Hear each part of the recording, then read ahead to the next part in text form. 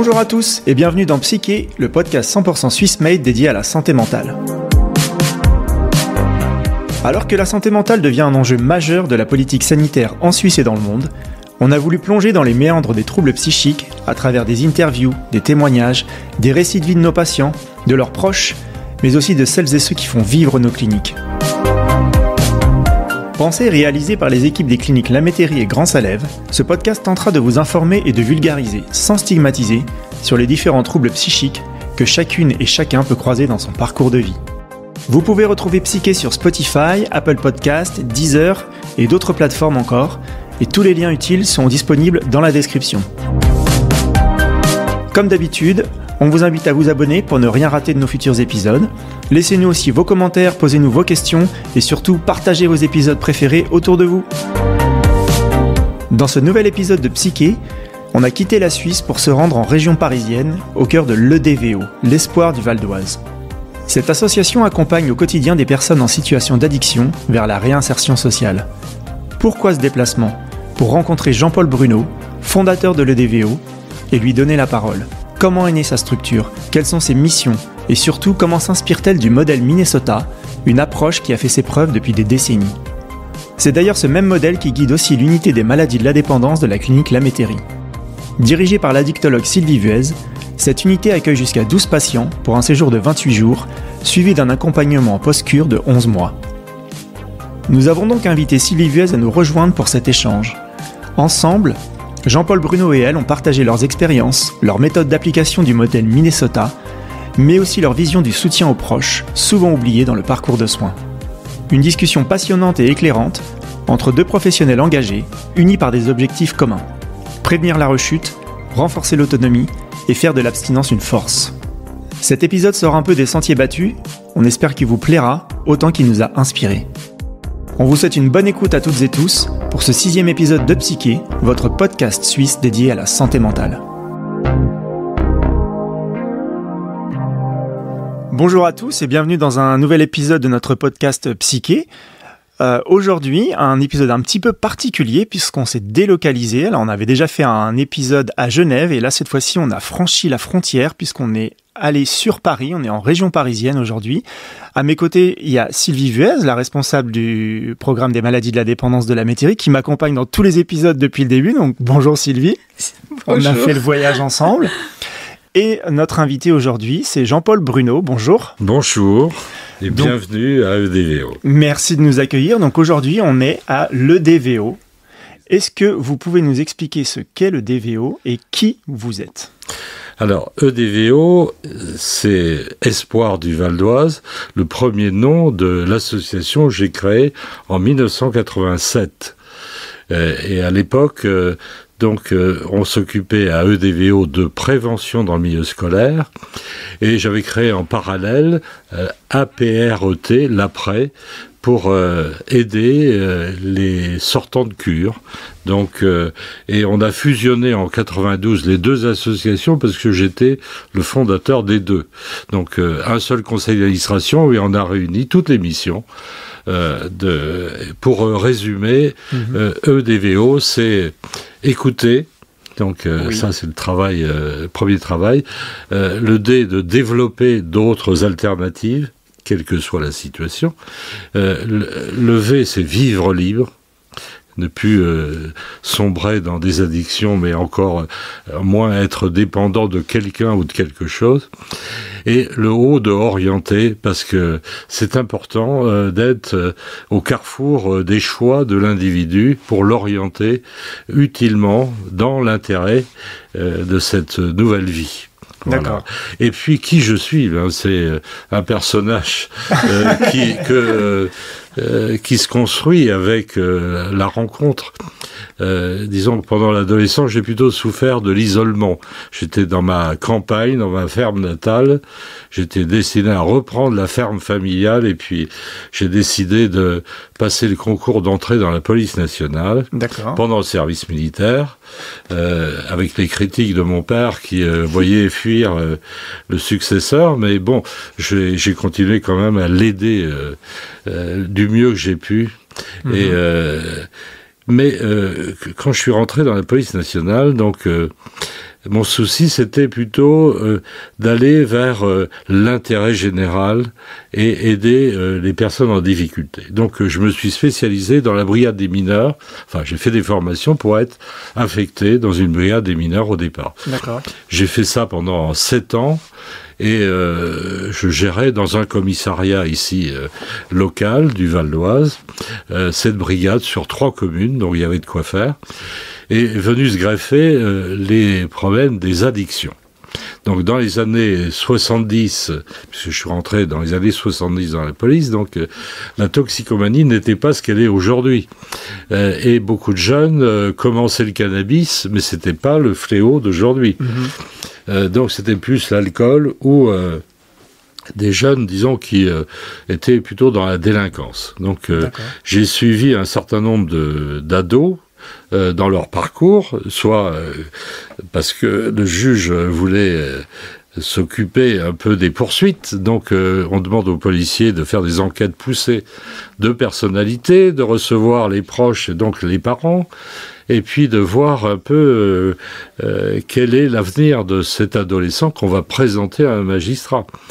Et quand il y avait des affaires de stupéfiants, là c'était plus compliqué parce que la loi de 70 prévoit d'avant tout de considérer l'individu comme un malade plutôt qu'un délinquant. Et aujourd'hui, ça s'est plus que confirmé, puisque l'obligation de soins ou l'injonction thérapeutique est toujours pratiquée. Mais à l'époque, c'était quand même plus compliqué. Et beaucoup de mes collègues étaient plutôt sur non, il faut punir, non, il faut poursuivre, voir s'il va en prison parce qu'il a commis un vol à l'arraché pour payer sa barrette de shit ou sa consommation à l'époque d'héroïne pour les plus vieux. Donc la dualité était toujours là, à savoir comment le considérer. Et dans une enquête de personnalité, il faut faire émerger un peu le passé de ou les complications familiales ou les problèmes de délinquance passée et le pourquoi. Donc il faut absolument creuser.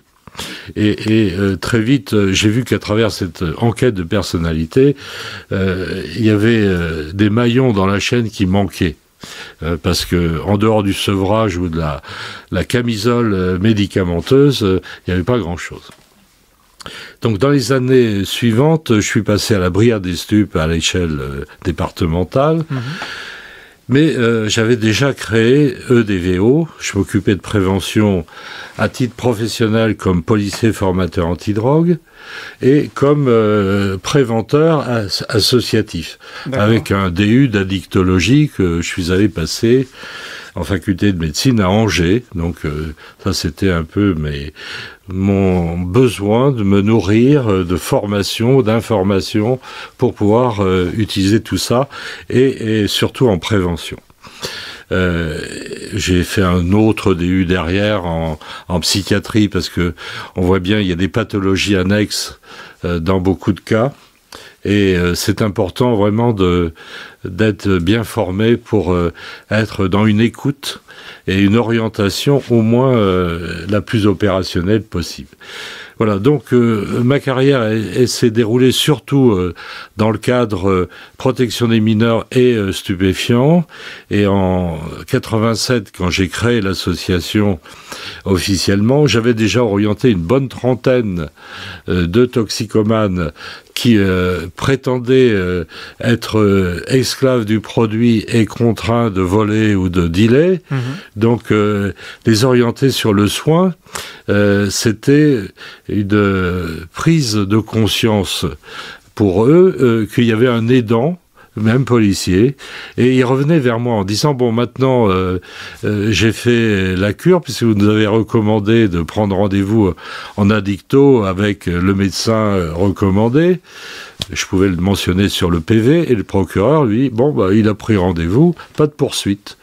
jusqu'à la prochaine. Mais il y avait comme je dirais, un contrat moral entre moi qui couchait un peu le rendez-vous sur le PV pour éviter les poursuites. Mais derrière, j'avais, disons, un retour. Et le retour, c'était...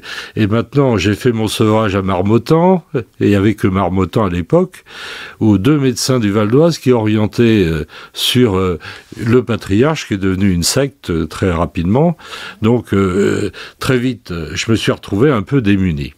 Et ceux qui revenaient vers moi, c'était surtout les fuyards du patriarche ou des sortants de Marmottan qui étaient à peine sevrés et qui occupaient les premières places que j'ai créées en 87, ici, là, à proximité, sur des pavillons que j'ai restaurés avec des bénévoles pour héberger les 10 premiers sortants de cure. D'accord. Ou certains fuyards qui revenaient vers moi en disant « Aidez-moi parce que là-bas, je suis pas bien et j'ai envie de m'en sortir. » Énormément de rechutes. Et il y avait le sida. Donc, le problème du sida, plus de la moitié était atteint de la maladie. Donc, c'était compliqué de gérer avec des bénévoles pour l'encadrement et des personnes qui, pour certains, rechutaient très vite, ou d'autres qui étaient en soins alternés pour leurs problèmes de sida. Au point que ceux qui n'étaient pas atteints, ils lavaient la vaisselle à l'eau de Javel. Donc, c'était pas pratique de créer une forme de communauté dans un pavillon où ils étaient 4 ou 5 en fonction des pavillons restaurés. J'ai signé des contrats avec l'Agence des espaces verts pour récupérer des pavillons qu'on restaurait, qu'on occupait en fonction du temps qui nous était confié. Et en 88, un an après cette création, j'ai bien vu que je pouvais plus être en brigade des mineurs enfin des stupéfiants et des mineurs à l'échelle départementale, et qu'il fallait que je sois un peu plus disponible pour être à l'écoute de ce qui se passait dans l'association et dans mon travail, parce que quand on est au stup, c'est quelquefois 3 jours non-stop pour suivre une affaire. Donc on peut pas être disponible. Donc j'ai opté pour, avec l'aide de mon directeur départemental, pour occuper le poste de responsable du centre départemental de formation des policiers. Et j'ai tenu pendant 7 ans, à nouveau, là, puisque c'est un peu le cursus, ce centre départemental. Et j'ai créé le premier service prévention-communication dans le Val d'Oise pour la police nationale. Et là, j'étais en charge de la formation de tous les îlotiers du Val d'Oise, donc la police de proximité, et la prévention dans le milieu scolaire sur le racket scolaire, la violence scolaire. Donc je formais des policiers sur un peu la prévention. Et est arrivé 2003, retraite. Cependant, j'ai pas vu la différence parce que très vite, j'ai été complètement absorbé par EDVO qui n'a cessé de se développer. Donc, 87 jusqu'en 93, j'essaie de maintenir 25 places d'hébergement avec un accompagnement avec des bénévoles et beaucoup rechutent. Donc c'était plutôt 1/3 de réussite. Aujourd'hui, on est à 3 sur 4 qui se réinsèrent. On n'est pas tout à fait dans le même schéma. Cependant, pourquoi ? Parce que en 93, un des jeunes que je suivais est passé par le centre APTE, APT, qui a été créé par la fille de Jane Birkin, Kate Barry, première fille de Jane Birkin, qui avait suivi une cure en Angleterre sur ce modèle et qui a décidé de créer le premier centre modèle Minnesota en France. Et cette jeune fille que je connaissais depuis l'adolescence, pour ses problèmes de délinquance et de toxicomanie, me dit je sors de ce centre, je viens vous voir parce que vous m'avez connu comme ça, voilà, aujourd'hui, je suis abstinente et fière de l'être. Et j'ai vécu 2 mois dans ce centre. Et je voulais vous dire merci parce que au départ, vous m'avez soutenu et aujourd'hui, je me souviens de vous. Voilà, donc c'est elle qui m'a fait découvrir le modèle Minnesota. D'accord. Donc je me suis rapproché de ce centre et j'ai commencé à orienter là, à la fois comme policier, mais parce que j'étais encore à la brigade des stupes, et comme président de l'association aussi. Donc j'ai travaillé avec eux. J'ai fait venir leurs thérapeutes dans des salles qui m'étaient confiées par la mairie de Saint-Gratien pour faire des groupes de thérapie.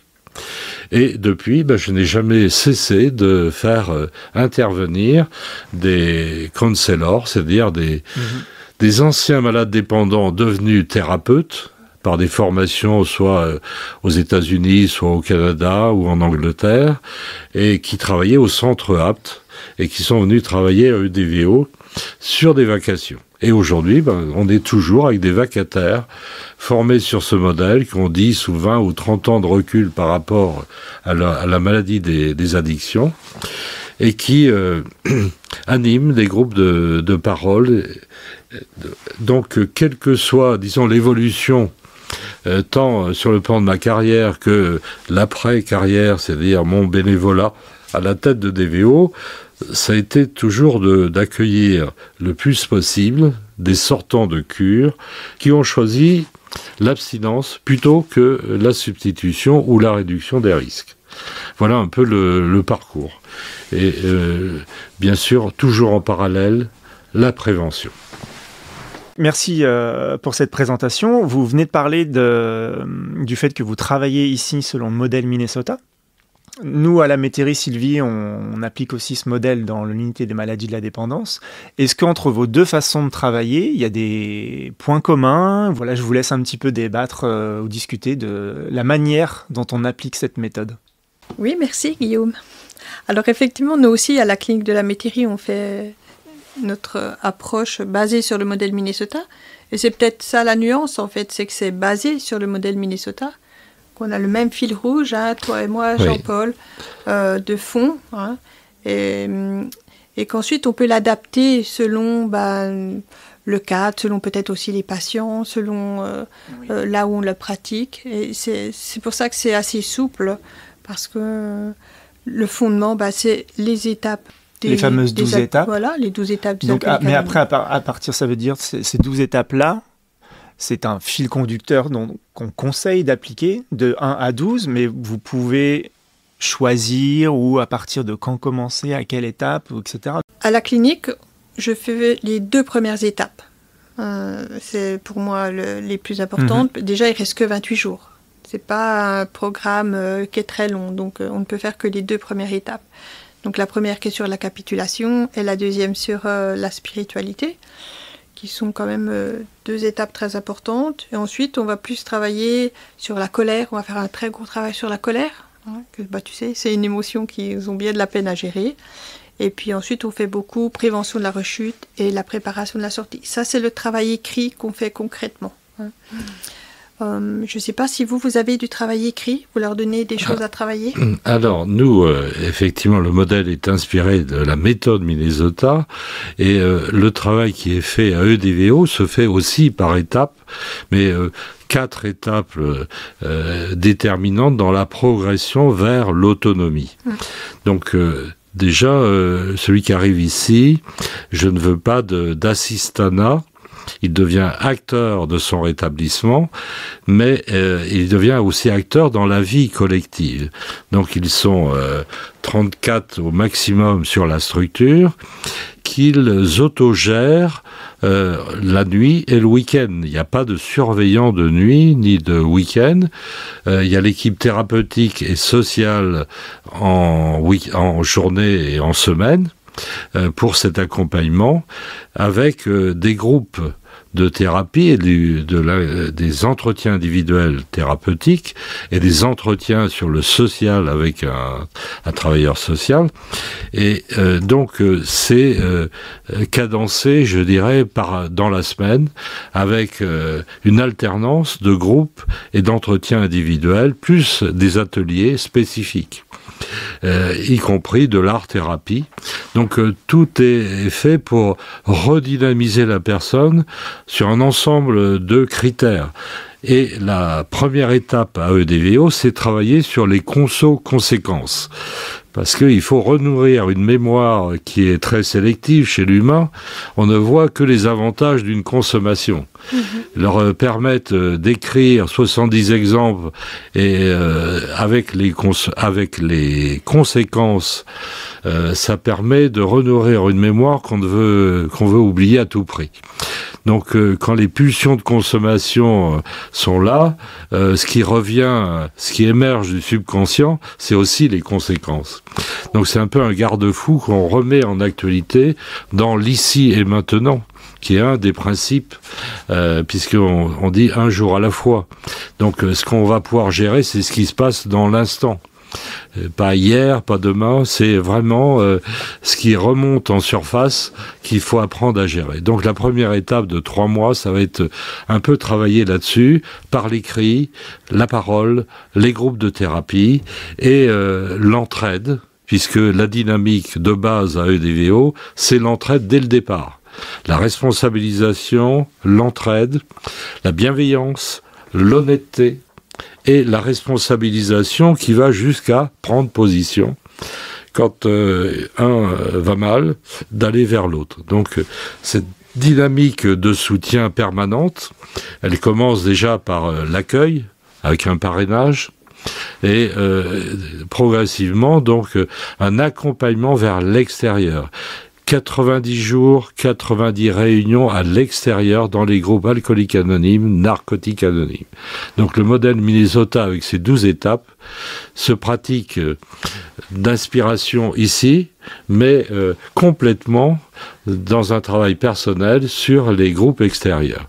Donc créer du lien, parce que s'il y a une rechute, pendant cette période de grande fragilité sur les premiers mois, il y a cette dynamique de soutien à l'extérieur où ils peuvent avoir aussi un parrainage ou un marrainage, et surtout s'il y a une rechute, c'est une éviction d'1 semaine avec demander de l'aide dans les groupes, aller tous les jours en réunion narcotique ou alcoolique anonyme et se faire héberger chez des anciens qui ont la capacité, un jour à la fois aussi, d'apporter un soutien. Et puis il revient ici en nous assurant de dire manière de l'abstinence retrouvée et de la reprise du parcours à EDVO. Voilà le modèle, aussi, si on veut dire, le démarrage qui est important. Oui, merci beaucoup Jean-Paul. Alors, c'est très similaire à ce que nous faisons nous, parce qu'on fait exactement... Bien sûr que je pense que le lien commun, c'est la recherche d'autonomie des personnes, et puis bien sûr le maintien de l'abstinence. Donc c'est très proche. Je vois la différence, c'est que toi, tu parles de 3 mois pour la première étape, nous, c'est 1 semaine. Donc c'est sur 28 jours. Toi, c'est des séjours qui durent beaucoup plus longtemps, il me semble. Hein. Oui, c'est 1 an d'accompagnement structuré, bien sûr, puisque la deuxième étape, c'est le travail sur les émotions, donc tout ce qu'on a du mal à gérer. Et ensuite, c'est les changements de comportement. Et on travaille beaucoup sur mettre autre chose à la place des pulsions et aller vers l'autogestion de ce qui se passe en soi, mais changer les comportements qui vont avec tout ça. Donc tous ces dysfonctionnements qui sont mémorisés, il faut casser toute cette dynamique pour avoir non seulement de l'occupationnel, mais aussi se faire plaisir, se donner l'occasion de travailler avec ses 5 sens, pour apprendre à gérer ses pulsions et trouver des sécrétions d'adrénaline, de dopamine avec ce qui fait du bien. Donc l'art-thérapie, ça fait partie du développement personnel, mais on les encourage à faire de la musique, donc il y a une salle musique, il y a aller faire du sport. Donc le développement personnel, ça fait partie un peu des changements de comportement, se nourrir d'autre chose que de la thérapie et grandir un peu avec sa sensibilité. On a affaire à des hypersensibles et à des personnes qui ont des capacités, si bien sûr le système cognitif est redevenu performant. si on a quelqu'un dans le brouillard, c'est sûr que ça va pas aller. Oui, merci. Alors, tu prêches une convaincue, hein. Tout ce que tu dis est très parlant. C'est exactement les mêmes. On a vraiment le même fil rouge au niveau travail thérapeutique. On fait aussi 3 groupes thérapeutiques par jour. On les envoie tous les soirs dans les groupes. Nous, contrairement à vous, je sais qu'il n'y a pas. On a Cocaïnomane Anonyme en Suisse, et je les envoie aussi aux dépendants affectifs anonymes. Ouais. J'essaie d'étendre le plus de fraternité possible pour toucher le plus un panel de dépendance plus large. Et on fait aussi venir les autres mangeurs anonymes. On a ce genre de fraternité où ils sont aussi touchés de toute façon. Et la différence, là, ce que j'entends, c'est que toi, tu peux les laisser le week-end et en autonomie, tout ça. Nous, au niveau médical-légal, si on fait ça, on ferme la clinique. Hein. On n'a pas vraiment le droit. Donc, j'aimerais qu'ils puissent faire leur lit. Ils ont dit toutes petites tâches, vraiment très minimes. Et c'est pas très favorisant pour l'autonomie, surtout qu'on a une patientèle qui est très privilégiée, donc qui devrait apprendre à faire les choses par elle-même. Et rien que de faire le lit, je sais que Monica, notre adorable femme de ménage, elle va repasser derrière pour les faire parce qu'elle ne peut pas le faire autrement. Donc c'est vraiment difficile d'aller vers ce que vous faites, mais je trouve ça vraiment excellent. Oui. Et c'est même admirable. Quand j'étais venue te voir il y a quelques années, et il y avait eu le Covid, et ton ancien directeur m'avait dit que vous aviez laissé la plupart des patients s'auto-gérer pendant cette période, et que tout, mais ça ne m'étonne même pas, tout s'était super bien passé. Et moi, j'aimerais tellement arriver à quelque chose comme ça. Je trouve que c'est magique, quoi. Donc, c'est super. Est-ce que vous avez aussi ce principe de... Nous, à la Métairie, par exemple, je sais, donc ils sont très autonomes, ils vivent un petit peu entre eux dans une unité. Il y a ce principe de chef de groupe aussi chez toi, Sylvie. Oui.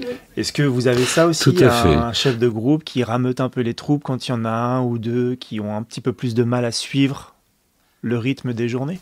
Nous avons, dès le départ, leader, co-leader, à tour de rôle. Et bien sûr, au bout de 3 mois, ils passent à chacun leur tour dans ce rôle de responsable du groupe, quelque part, enfin de responsable de facilitateur, quelque part, pour qu'il y ait une cohésion. Donc, et puis, il y a une maîtresse de maison en semaine, qui, je dirais, est là pour veiller, pas faire à la place surtout, mais veiller à ce qu'ils fassent leur lit. C'est déjà un premier signe de changement, qu'ils prennent leur déjeuner, non pas à n'importe quelle heure, qu'ils respectent un peu les heures de repas, qu'ils respectent leurs rendez-vous surtout, mais que sur le plan hygiène alimentaire et sur le plan hygiène corporelle, tout soit, je dirais, bien structuré, contrôlé, et c'est eux qui font. Par exemple, une salle de bain, il y a 6 salles de bain pour les 26 ici. Dans les studios, il y a des douches, enfin des salles de bain pour 2. Donc là, c'est plutôt à eux de prendre un peu leurs repères sur le plan hygiène, mais ils sont aussi responsables de l'entretien de la salle de bain. Donc, il y a l'alimentaire, bien sûr, les frigos, les congélateurs, tout ça, c'est eux qui doivent veiller à la sécurité alimentaire, puisque c'est eux qui seront concernés demain, quand ils seront chez eux en autonomie. Donc, voilà, donc il y a cet élément-là, réapprendre à vivre pour préparer son autonomie. Je pense que c'est l'excellence qu'on doit rechercher chez une personne dépendante, c'est viser son autonomie et faire ressortir tout le potentiel. Tout à l'heure, tu parlais des 3 mois, après 1 an, est-ce qu'il y a une durée minimum pour revenir chez toi, ou est-ce qu'ils peuvent venir 1 mois et ensuite avoir fini un cycle, ou comment ça se passe? Alors, on les encourage à poursuivre. Alors, celui qui veut partir au bout de 6 mois, il part. La porte n'est pas fermée, loin de là. Hein, à tous ceux qui veulent. Mais on les encourage à tenir au moins les 3 premiers mois avant de choisir une autre orientation s'ils ne se sentent pas à l'aise dans cette vie communautaire. Mais on ne va pas les retenir, c'est clair. La majorité, au bout des 3 mois, vraiment ont envie d'aller plus loin. Et c'est plutôt l'inverse qui se passe, c'est-à-dire au bout d'1 an, ils veulent plus partir. Donc l'objectif pour nous, c'est qu'il n'y ait pas de rupture. On propose une prise en charge globale, sans rupture, jusqu'à l'autonomie. Et si une personne t'appelle et dit moi je vais venir qu'un mois parce qu'après je pars à l'étranger ou je sais pas quoi, vous prenez? Je dirais que si quelqu'un est plus attiré par un parcours complet, on va plutôt choisir quelqu'un, s'il y a qu'une place disponible, on va donner la priorité à celui qui est le plus en besoin pour un long séjour. On va l'orienter plutôt, si c'est un mois, vers des structures moins contraignantes ou moins comme la communauté thérapeutique avec laquelle on est partenaire. Donc on essaie d'expliquer le pourquoi à chaque fois pour laisser la priorité à ceux qui ont vraiment ce besoin d'être un accompagnement long, structuré, par étapes. Oui, moi je vois bien déjà nous à la clinique, 28 jours c'est extrêmement court, donc on a mis en place des post-cures de prolongation. Bien sûr, les personnes peuvent prolonger, mais ça a un coût chez nous, bien sûr.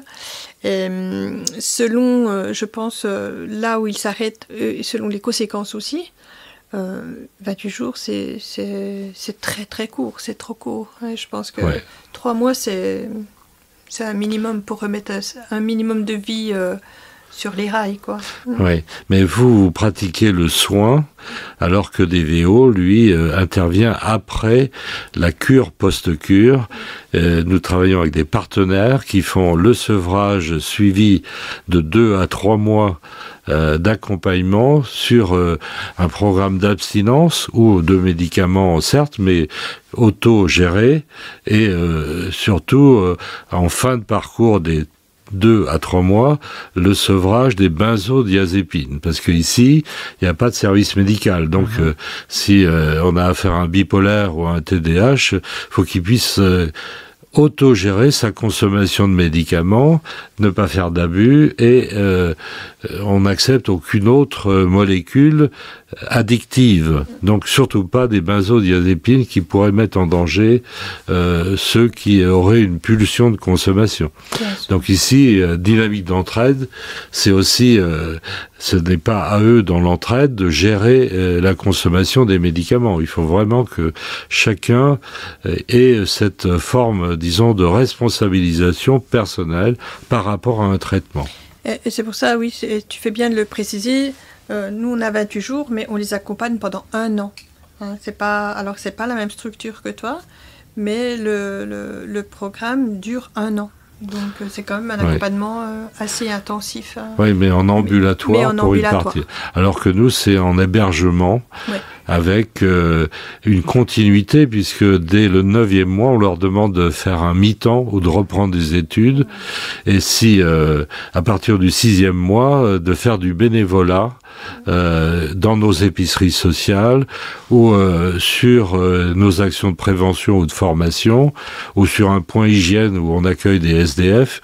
Donc on a plusieurs missions dans lesquelles ils se projettent comme acteurs, ça les prépare un peu au retour à l'emploi.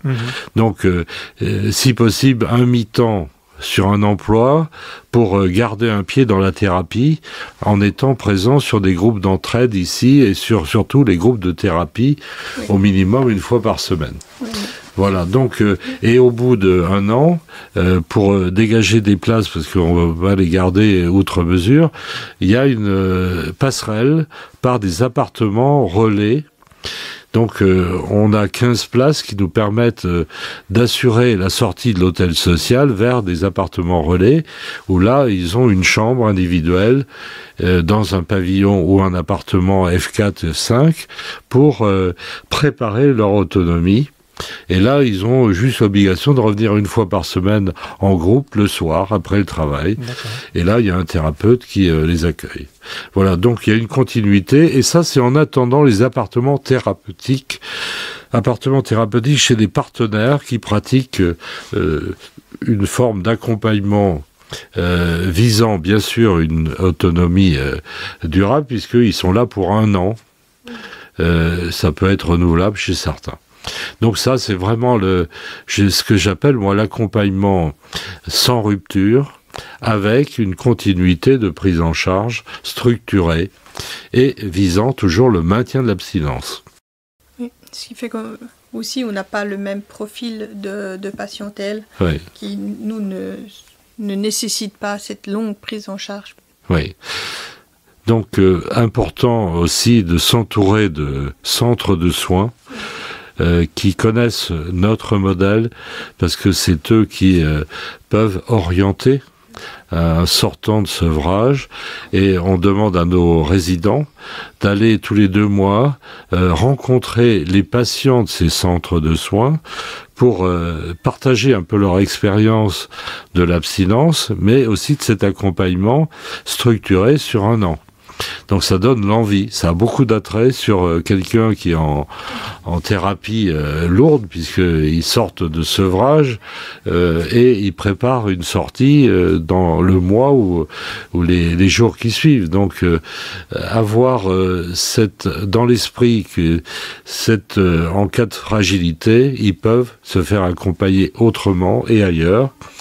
Donc c'est important de donner un peu cette ouverture et cette capacité à quelqu'un d'être acteur dans la prolongation de son rétablissement. Et je pense que dans la visite de l'autonomie, en fait, n'importe qui pourrait venir et ce serait utile pour tout le monde, en fait, même si... Un point aussi important dont on n'a pas parlé, c'est cette méthode... permet de créer une communauté de soutien à l'extérieur, utile dans nos structures, quand on les oriente sur les groupes extérieurs. Mais ce qui est important aussi, c'est de voir la continuité du parcours.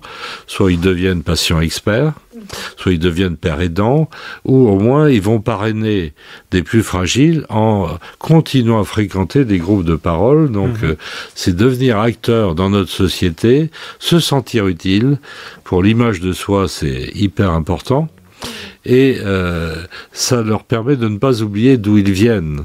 Et ça, c'est hyper important de recharger cette mémoire en continuité de ces moments difficiles qu'ils ont tendance à oublier. Et pour certains, les rechutes, c'est justement ce paramètre. C'est-à-dire ils ont oublié de redonner et d'aller dans ces groupes. Et s'ils rechutent, c'est clair que d'avoir du lien ou d'avoir créé du lien, ils savent pousser la porte à nouveau en se disant « aidez-moi, là j'ai rechuté ». Donc le maintien de l'abstinence, ce n'est pas que le travail de DVO, c'est aussi le travail qu'ils vont faire à l'extérieur. Vas-y. Oui, je crois que c'est vraiment très complémentaire. On est un peu les starting blocks pour... Moi je dis toujours, si ils partent au bout d'un certain temps de la clinique et qu'ils ont croché dans les groupes, j'ai fait mon job, quoi, parce que je pense que c'est ça qui va maintenir ce niveau de conscience nécessaire pour pas reprendre le produit. Moi, je rejoins exactement ce que tu dis et je suis convaincue que la seule raison pour laquelle les personnes dépendantes rechutent, c'est à cause du déni, parce qu'ils ont oublié les conséquences de leur consommation. Et le seul outil que je connais qui maintient le déni à distance, c'est exactement ce que tu dis, c'est le partage dans les groupes. Et quand toi tu les fais revenir aussi pour témoigner chez nous à la métairie, une fois qu'ils sont loin, qu'ils sont repartis, rentrés chez eux, et tu les fais revenir aussi pour participer à la soirée annuelle de l'UMD. Tu cherches les inscriptions pour les faire venir. Oui, nous on a c'est très utile. Cette fête de l'abstinence aussi, où ils viennent une fois par an fêter leur abstinence dans la clinique. On fait une belle fête.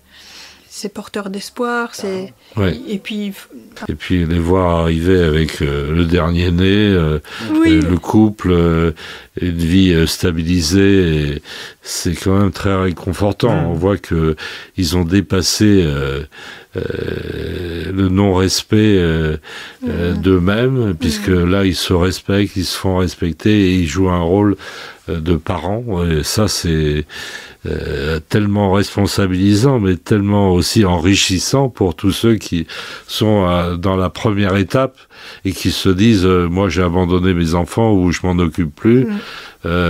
Donc renouer avec ce rôle de parent, pour certains, c'est hyper important, parce que ici on fait un travail sur le lien, notamment retrouver du lien avec ses proches, notamment pour retourner voir les enfants, redonner confiance. Et quelquefois on accueille les enfants ici. Donc ils veulent voir où vit papa ou maman, parce que ça évite des questionnements. Et puis quand au téléphone, comment tu vas, aujourd'hui on a fait telle ou telle chose. Hein.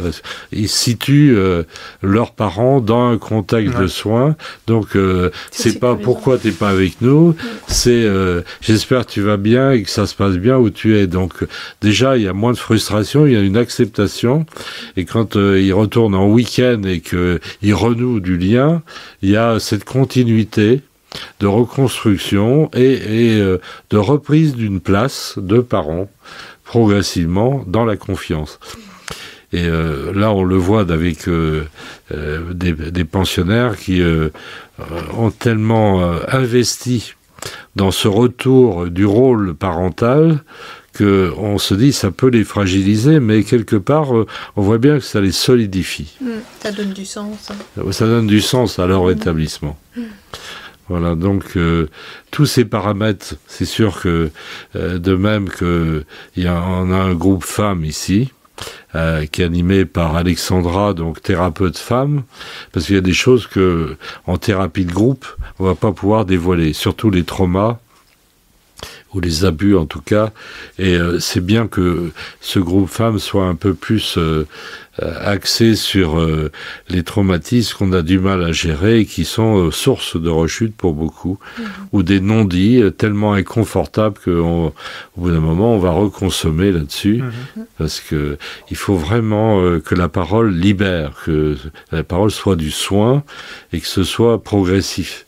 Et au départ, on va pas lâcher prise sur tous ces secrets. Donc il faut vraiment mettre en confiance et créer un espace de parole et d'écoute et de partage pour que cette dynamique d'entraide fonctionne. Et certaines des filles ici parlent de leur parcours parce qu'elles sont en confiance. Et le fait de voir qu'elles ne sont pas les seules à avoir subi telle ou telle chose, eh bien, quelque part, ça atténue la souffrance ou ça permet de se libérer un peu plus de cette emprise, ce non-dit, cette cocotte minute qui ne demande qu'à être libérée. On dit chez nous que le secret maintient la dépendance. Hein. Tout à l'heure, on parlait du Minnesota et des points communs. Hein, et je te rejoins complètement. Ou peut-être là, c'est important de dire que dans le modèle Minnesota, on utilise des patients qui sont thérapeutes aujourd'hui et qui ont traversé la maladie. Et je pense que, par exemple, ce groupe de femmes, quand tu peux partager avec quelqu'un qui a vécu la même chose que toi ou quelque chose de similaire, ça diminue beaucoup la honte et ça permet beaucoup de partager, plus facilement, je pense, qu'à quelqu'un qui ne l'aurait pas vécu. Oui. Donc on voit bien que les passerelles sont là et vous faites un peu la même chose que nous, mais vous en raccourci et nous sur du long terme, en laissant le temps à la personne de se poser comme acteur pour progresser à son rythme. Et même si on voit que ça traîne un peu, on peut réouvrir une fenêtre thérapeutique, notamment sur les traumas. Ils vont faire 1 mois de réhospitalisation en secteur psychiatrique ou spécialisé sur la question. Et on voit bien la différence au retour. Hein, parce que quelquefois, il faut mettre en place un professionnel en face d'un résident qui ne trouvera pas dans le thérapeute, en tout cas ici, la bonne réponse. Donc un psychologue, un psychiatre aura peut-être les mots pour donner du sens à ce qui se passe dans la personne et l'amener un peu à travailler sur elle avec une méthode ou un suivi ponctuel. Là, vous venez de parler que de temps en temps, effectivement, vous pouvez accueillir les enfants, les conjoints, les conjointes. Est-ce que, et là, Sylvie, tu pourras expliquer aussi ce que tu fais avec les entretiens de proches chez nous, est-ce que vous proposez des groupes ou des moments de discussion avec les proches et les familles ici ? Oui, les familles, enfin une personne qui a un proche addict, qui soit encore addict en activité de consommation ou non, beaucoup de parents sont dans la souffrance. Et quand ils appellent ici, c'est soit pour orienter leur enfant sur nous, et quand on leur donne la marche à suivre, et ils disent « et moi ». Je suis dans la souffrance, je supporte plus. Il a tout cassé chez moi, ou il me violente, et je ne supporte plus. Donc on leur conseille de se faire aider. Parce que beaucoup sont dans une forme de codépendance et une forme de souffrance, en tout cas, qu'on ne peut pas imaginer.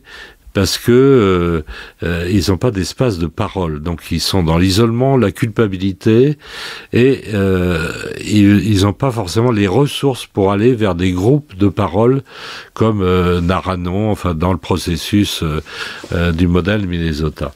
Donc on a créé ici un espace d'écoute depuis le départ. Depuis la naissance de DVO, des parents m'ont demandé ce soutien. Donc j'ai toujours mis en place, alors au départ c'était des thérapeutes du centre APT qui connaissaient la méthode Minnesota en termes d'accompagnement des proches, qui ont créé un peu la dynamique dans ce groupe. J'ai eu une assistante sociale ensuite qui a pris le relais, qui s'est formée, et puis maintenant, et depuis plus de 20 ans, c'est une mère qui participait au groupe, qui a pris le relais en tant qu'animatrice. Donc c'est celle qui est passée par là, c'est d'ailleurs une ancienne bénéficiaire du groupe Parents qui fait perdurer ce groupe qui se réunit toutes les 3 semaines, un soir, un mercredi toutes les 3 semaines, et quand on peut c'est tous les 15 jours, mais c'est elle qui gère ce groupe Parents et qui est en lien avec des parents. Donc quand ça va mal, elle laisse son téléphone, donc il y a une relation de confiance avec cette personne qui est chargée de l'écoute. Et puis elle distribue un peu la littérature sur tout ce qui est bon à savoir sur la codépendance, conseille tous les bouquins qu'on a un peu sélectionnés parce qu'il y a quand même pas mal d'écriture sur l'accompagnement des parents codépendants pour moins souffrir et mettre une certaine distance, laisser le patient addict faire son chemin et faire son propre chemin pour être en capacité d'accueillir le nouveau, je dirais, malade dépendant, mais dans un autre contexte, celui du rétablissement. Ne jamais le repositionner dans sa place d'avant. Ça, c'est hyper important. Et puis, ne pas faire à sa place. Voilà, donc tout ce travail se fait ici en groupe de parole et est ouvert à des gens venant de tout horizon. Top. Avant que tu parles, comme ça j'en profite, on parle de codépendance. J'invite tous nos auditeurs à réécouter l'épisode qu'on a enregistré sur la codépendance avec Daniela Danis. Voilà, donc on pourra aussi mettre dans la description de l'épisode les livres de Daniela Danis que je conseille à toutes et tous. Et que je recommande aussi. Voilà. Oui, ça... Sylvie, je te passe la balle si tu veux expliquer un petit peu ce que toi tu fais à la métairie. Tu m'as volé mon truc, parce que la première chose que j'allais dire c'est « Oh mais est-ce que tu as le livre de Daniela Danis ?» C'est celle qui m'a formée depuis toujours, donc on est toujours amis, puisqu'elle était thérapeute à la clinique de la métairie. Ah oui, d'accord, ok. Donc elle était là... Il y a 27 ans, quand je suis arrivée à la clinique, c'est elle qui m'a accueillie. D'accord. Et on est toujours amis aujourd'hui parce qu'elle pratique toujours à Genève. Par rapport à la codépendance, t'as tout dit. Voilà, je ne peux que vraiment valider tout ce que tu viens de dire. C'est exactement la même chose. C'est un vrai drame, cette codépendance. C'est une immense souffrance pour les parents qui sont démunis. Il n'y a pas beaucoup de personnes pour soigner les dépendants, mais pas les codépendants. Donc nous, on fait pareil. Nous, en Suisse, on n'a plus Naranon. Ça n'existe plus depuis plus de 20 ans. Il n'y en a jamais eu. Enfin, il y en a eu, mais ça n'a pas persisté. Et moi, j'en vois principalement... Donc, on a une post-cure aussi pour les personnes, les proches. Donc, ils viennent avec les dépendants en post-cure. Et puis, on a 2 entretiens par séjour. Un à 2 semaines et un à la sortie, pour un peu expliquer justement les tenants aboutissants. Et je les dirige, moi, principalement vers Alanon, Voilà. Nous, on a beaucoup de groupes à Lannon. Et puis les groupes CODA. Donc le groupe CODA, nous, on en a qu'un, il est en ligne, c'est CODA France. Donc le groupe de codépendants anonymes. D'accord. C'est un super groupe, leur site est extraordinaire, vraiment très bien fait. Et puis bien sûr le livre de Daniela Danis qui est au cœur de la codépendance, qui est très bien fait, quoi. D'accord. Bon, et puis on les laisse une journée en immersion, c'est-à-dire qu'ils viennent une journée vivre la vie du dépendant du matin au soir. Et ça c'est assez parlant, tant pour l'un que pour l'autre, et peut-être même plus pour les dépendants qui s'aperçoivent un peu enfin des conséquences de leur maladie sur leurs proches. En général, ils sont plus à blâmer les proches qu'à d'avoir de l'empathie pour ce qui est. Donc c'est un processus qui est très aidant. Ouais.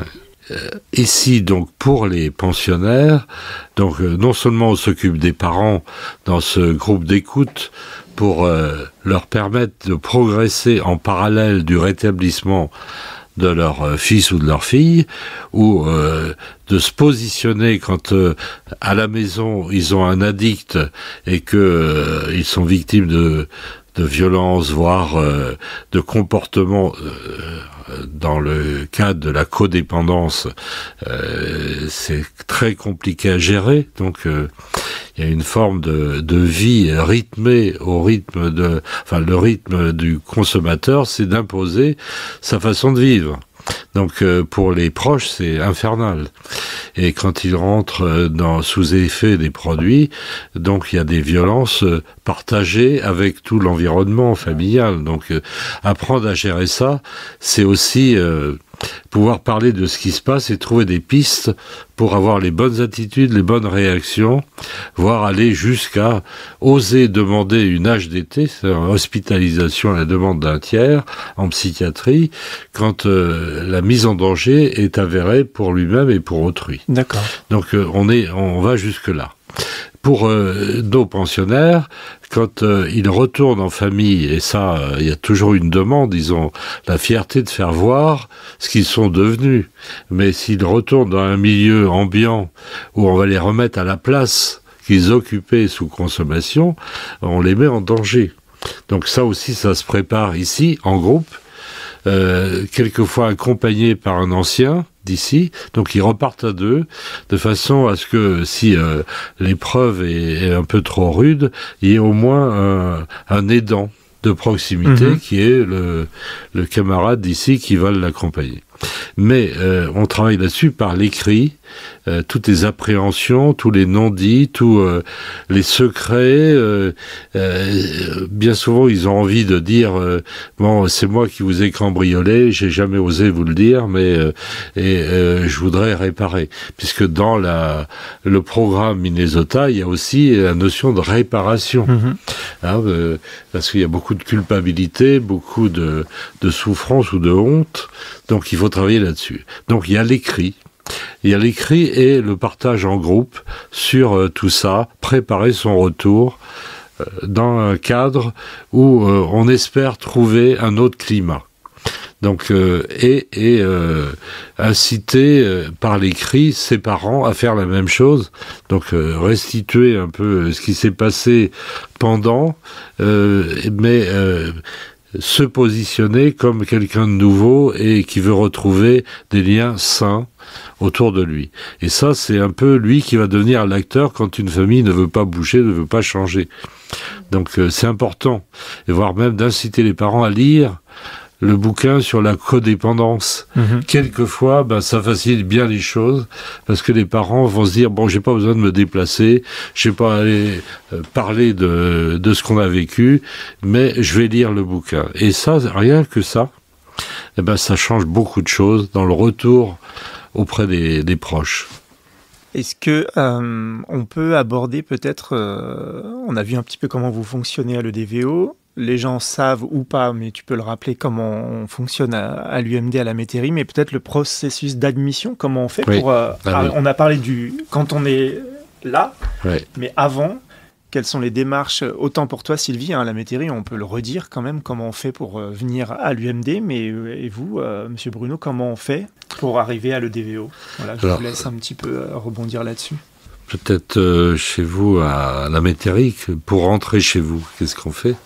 Alors, on téléphone. On téléphone. Oui, c'est assez simple parce que nous sommes une clinique privée qui est relativement renommée, donc les personnes appellent et en général, ils vont remplir simplement un bulletin, enfin, leur médecin va remplir un bulletin d'admission qu'ils trouvent sur le site de la métairie, qui renvoie au service des admissions. À partir de là, moi, j'ai les références de ces personnes et je les appelle pour faire une préadmission. Donc, je les reçois 1 heure, 2 heures, ça dépend. Des fois, ils viennent à beaucoup. Et expliquer le programme, leur montrer le site, etc. Parce qu'on a quand même vu que, on en parlait tous les deux tout à l'heure, qu'ils soient mis en confiance, qu'ils voient où c'est qu'ils vont atterrir, c'est quand même très sécurisant pour eux, quoi, parce que on ne sait jamais à quelle sauce on va être mangé quand on part en cure. Ouais.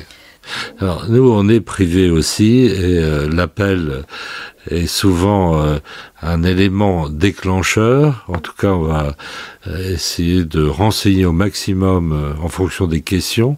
On les incite aussi à aller sur notre site internet où il y a eu des reportages sur EDVO, donc ça leur permet de connaître de visu le lieu dans l'image, mais aussi par les témoignages de nos résidents qui s'expriment dans ces reportages. Et nos thérapeutes aussi s'expriment, donc c'est important. Donc on leur donne la procédure à suivre, ils peuvent rester en lien avec nous pour nous parler un peu des étapes franchies, à savoir la première demande de soins où on va les orienter sur des cures ou post-cures en tout cas qui sont en lien avec nous parce qu'on les connaît et on les oriente pas sur des structures où ils vont être bourrés de médicaments et au bout d'une semaine on les jette dehors en disant débrouille-toi parce que notre travail est fait, on a fait le sevrage maintenant, donc on essaie de les orienter sur des services où il y a une prise en charge pour le sevrage et la continuité du sevrage sans rupture sur 2 à 3 mois. Donc on a créé des partenariats pour ça et on va orienter un peu en fonction de la disponibilité de ces différents centres partenaires pour dire, voilà, vous allez sur leur site internet, vous remplissez le questionnaire de préadmission, demandez à votre médecin de remplir la partie qui le concerne, et puis attendez la place. Et sinon, en attendant, essayez d'aller dans les groupes alcooliques anonymes ou narcotiques anonymes, donc modèle Minnesota, pour pouvoir tenir suffisamment la route pour intégrer ce centre de cure et ne pas être dans une situation déplorable le jour où il faut partir et il faut occuper la place. Parce que sinon, vous allez perdre votre tour et il va falloir attendre. Donc, on essaie un peu de les tenir à distance, un peu, soit par un contact. On leur demande surtout de nous appeler pour nous tenir informés. Et puis, on leur dit bien que pendant le séjour des 2 à 3 mois en soins, ils préparent leur sortie, ils peuvent rester en contact avec nous et faire remplir le dossier de préadmission pour rentrer à EDVO 1 mois minimum avant la sortie. De façon à ce qu'on ait un entretien soit en visio, soit en présentiel avec lui pour voir s'il est en capacité d'intégrer le groupe dans lequel il va être immergé ou il va prendre sa place. Donc il ne faut pas que la marche soit trop haute, sinon on va se retrouver avec quelqu'un qui n'est pas, je dirais, en capacité de faire le travail, parce que c'est quand même du travail sur soi. Donc on lui permet, disons, en lui communiquant le livret d'accueil et un ensemble d'éléments sur le travail sur soi, en groupe, et la dynamique d'entraide dans lequel il doit se positionner. Voilà, donc il est prévenu, il peut, quand il vient ici, passer du temps avec les résidents, donc je dirais que c'est une forme d'immersion préparatoire, et l'échange qu'il aura avec le groupe, ou des quelques membres du groupe, ça a beaucoup d'attrait pour créer une forme de motivation supplémentaire pour que à la sortie de la cure, non seulement il soit à l'heure, parce qu'on va l'accueillir à la gare du Nord, et il y a une procédure d'accueil où on va pas le lâcher dans la nature. D'accord. Il sort de son centre de soins, il est hyper fragile, hyper hésitant. Donc il faut absolument créer tout ce qui peut le rassurer pour arriver jusqu'à EDVO. Donc il y a tout un processus. On a 2 pensionnaires qui vont l'accueillir à la gare du Nord, l'accompagner ici, où il pose ses valises. Et il y a tout ce processus de parrainage pour l'accueil ici. Et je vous promets que ça a fait la différence. Et au lieu de rebrousser chemin ou aller consommer à la sortie de la post-cure, il y a une sacrée différence. Et il y a beaucoup moins de peur et beaucoup moins d'échecs grâce à cette continuité. Très bien, merci pour toutes ces précisions. Avant de conclure l'épisode, est-ce que vous voudriez ajouter une dernière chose pour nos auditeurs et auditrices ? Oui, le volet prévention dont on n'a pas parlé, parce que le vécu peut servir dans la prévention et nos pensionnaires sont invités à m'accompagner, et tous nos préventeurs, dans le milieu scolaire et dans les entreprises pour parler de ce qu'ils ont vécu à travers les consommations et les prises de risques. Donc il y a la théorie, il y a aussi l'expérience du vécu qui va être restituée et qui va permettre d'ouvrir le débat sur les conduites à risque. Donc le travail en prévention, c'est aussi sensibiliser les proches, parce qu'on invite les parents à venir dans les groupes, de pas souffrir.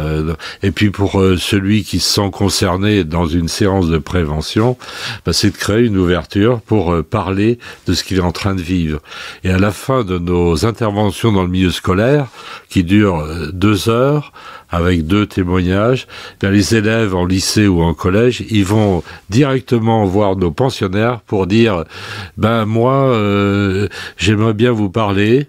Ils viennent pas vers le préventeur, ils vont vers le patient qui vient témoigner. Et c'est là où il se dit des choses. Et il y a souvent qu'est-ce que je peux faire ? Ou je connais quelqu'un ou j'ai une copine, ou j'ai un copain qui... Qu'est-ce que je peux faire ? Donc c'est là où en fait la prévention peut avoir une autre dimension. Voilà, donc l'utilité de la prévention, c'est d'allier les deux. Sylvie, tu veux ajouter quelque chose ? Oui, merci, parce que j'avais jamais vu les témoignages des patients comme étant de la prévention. Ça m'a fait une révélation tout d'un coup, vraiment. Et je trouve que ce que j'essaie de faire est complémentaire avec toi, parce que je ne vais pas dans les entreprises, tout ça. Mais moi, j'essaie de former surtout les médecins, les psychiatres, les infirmiers. Évidemment qu'ils participent à tous les groupes thérapeutiques. Mon équipe, mes infirmiers, les aides-soignants participent à tous les groupes. Le médecin psychiatre aussi, la psychologue participe à tous les groupes de dépendants.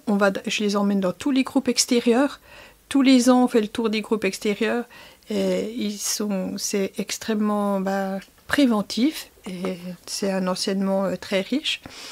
Et je trouve que c'est bien de voir ces partages comme étant la prévention.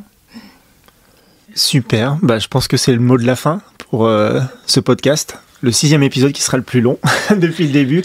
Merci Jean-Paul Bruno de nous avoir reçus aujourd'hui à l'EDVO.